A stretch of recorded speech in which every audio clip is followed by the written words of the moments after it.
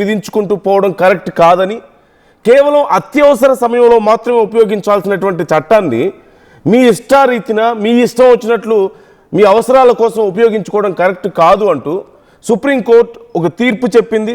ప్రపంచ దేశాల మీద అధికంగా విధించినటువంటి ఈ పన్నులు చెల్లవు అంటూ కూడా చెప్పింది. ఈ నేపథ్యంలో సుప్రీంకోర్టులో ఉన్నటువంటి మొత్తం జడ్జిలు 6-3 తేడాతో, అంటే 6 ట్రంప్ చేసినటువంటి ఈ టారిఫ్ విధానాలన్నీ తప్పు అని చెప్పారు.